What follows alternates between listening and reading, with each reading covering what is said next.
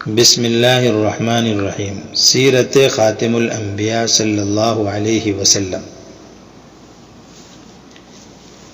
یہ کتاب کا نام ہے جو حضرت مفتی محمد شفیع صاحب رحمۃ اللہ علیہ جنہوں نے معارف القرآن لکھی ہے ان کی یہ لکھی ہوئی ہے۔ مفتی تقی عثمانی صاحب دامت برکاتہم العالیہ کے والد محترم ہیں۔ اس کتاب کے اوپر بہت سے اپنے بڑے اکابر علماء کرام نے تقریریں لکھی ہے، جس سے کتاب کی اہمیت کا اندازہ ہوتا ہے۔ حضرت تھانوی رحمۃ اللہ علیہ ان کو ایک خط کے جواب میں لکھتے ہیں اس رسالہ کے متعلق، وہ سناتا ہوں تاکہ اس سے کتاب کی اہمیت کا اندازہ ہو، اور بہت سے مدارس میں بھی یہ کتاب داخل نصاب ہے۔ حضرت تھانوی رحمۃ اللہ علیہ لکھتے ہیں، آپ کا رسالہ مع محبت نامہ پہنچا۔ جواب میں دیر اس لیے ہوئی کہ شروع کر کے چھوڑنے کو جی نہ چاہا اور فرصت ہوتی نہیں، اس لیے جب سب دیکھ لیا اس وقت جواب لکھا۔ رسالہ دیکھ کر جس قدر خوشی ہوئی ہے اس کی حد تو کیا بیان کروں، بجائے حد بیان کرنے کے یہ دعا دیتا ہوں کہ خدا تعالیٰ ایسی ہی خوشی اس کی جزا سے آپ کو دے۔ بجائے تقریض کے ان واقعات کا ذکر کروں جو رسالہ کے مطالعہ تفصیلیہ کے وقت پیش آئے، جو بالکل سچے اور سادے ہیں، خواہ اس کو تقریر سمجھ لیا جائے۔ مضامین پڑھنے کے وقت بے تکلف ایسا معلوم ہوتا تھا جیسے ہر واقعہ میں حضور صلی اللہ علیہ وسلم کی خدمت میں حاضر ہوں اور واقعات کا معائنہ کر رہا ہوں۔ اس کا سبب بیان کی بلاغت ہے۔ جب رسالہ ختم کر چکا ہوں، واقعہ کا مرتب نقشہ ایسا مجتمع معلوم ہوتا تھا کہ میں خود اس کی کوشش کرتا تو اس درجہ کامیاب نہ ہو سکتا تھا۔ اختصار کے ساتھ جامع اس قدر معلوم ہوتا تھا کہ گویا کوئی واقعہ نظر سے اوجھل نہیں ہوا۔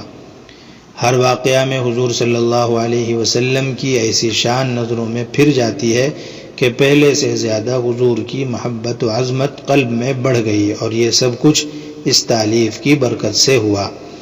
اور بھی بہت سے وجدانی امور ذوقاً مطالعہ سے پیدا ہوئے۔ ہاں، ایک بات اور یاد آ گئی کہ مؤلف سے محبت بڑھ گئی اور ایسے نظر آنے لگے کہ پہلے سے ایسا نہیں سمجھا تھا۔ خصوصاً عبارت کا انداز جس سے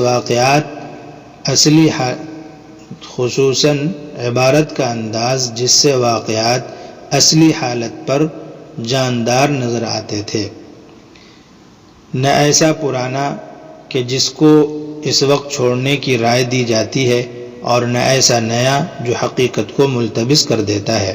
بہرحال رسالہ ہر پہلو سے محبوب و دلکش اور اپنے مؤلف کے کمالات کا آئینہ ہے۔ اس کو ختم کر کے جازم رائے دیتا ہوں کہ اس کے درس سے کسی کو خالی نہ چھوڑا جائے، اور میرے مشورے سے جو اس رائے کو قبول کریں گے ان سب سے پہلے میں مؤلف ھذا سے درخواست کرتا ہوں کہ اس کی 10 جلدوں کو میرے نام کر دیں تاکہ میں اپنے خاندان کے بچوں عورتوں کو پڑھنے کے لیے دوں۔ میں نے اس کتاب کے متعلق لکھا ہے، اس میں ایک حرف تکلف سے نہیں لکھا، اس سے زائد میرے مزاج کے خلاف ہے۔ اگر پسند ہو شائع کرنے کی اجازت ہے۔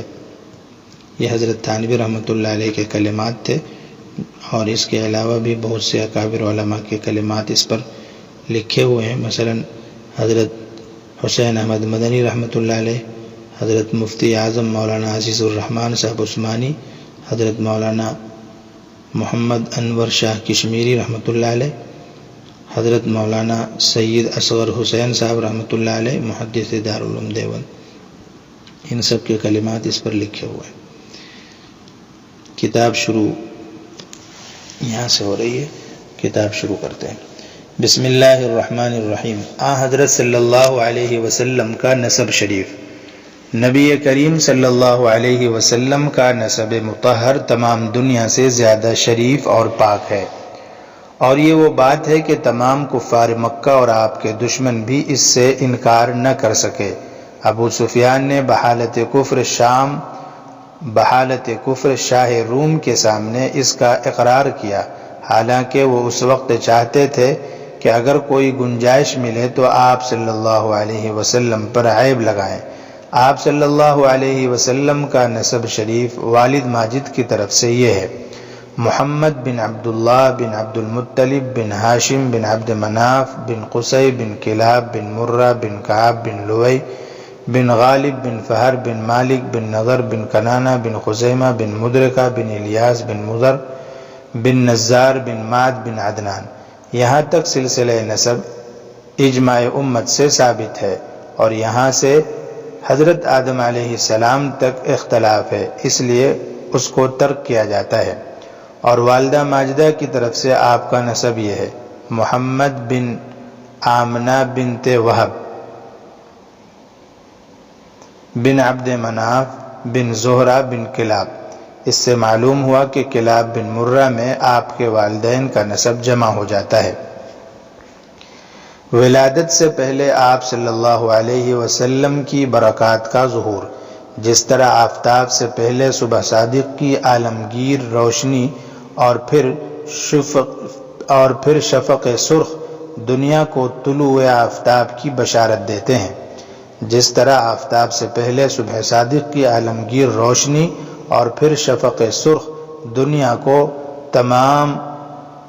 کو طلوع آفتاب کی بشارت دیتے ہیں، اسی طرح جب آفتاب نبوت کا طلوع ہوا تو اطراف عالم میں بہت سے ایسے واقعات ظاہر کیے گئے جو آپ صلی اللہ علیہ وسلم کی تشریف آوری کی خبر دیتے تھے، جن کو محدثین و مؤرخین کی اصطلاح میں ارہاصات کہا جاتا ہے۔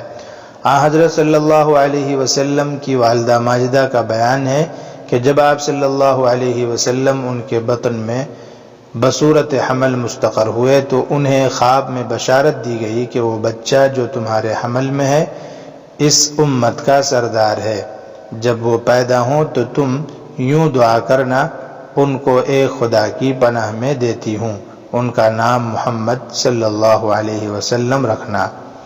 اور فرماتی ہیں کہ آپ صلی اللہ علیہ وسلم کے حمل رہنے کے بعد میں نے ایک نور دیکھا جس سے شہر بصرہ، علاقہ شام کے محلات ان کے سامنے آ گئے۔ اور فرماتی ہیں کہ میں نے کسی عورت کو کوئی حمل نہیں دیکھا جو آپ صلی اللہ علیہ وسلم سے زیادہ سہل اور سبک ہو، یعنی ایام حمل میں جو متلی یا سستی وغیرہ عموماً عورتوں کو رہتی ہے وہ کچھ مجھے پیش نہیں آئیں۔ ان کے علاوہ اور بہت سے واقعات رونما ہوئے جن کی اس مختصر رسالہ میں گنجائش نہیں۔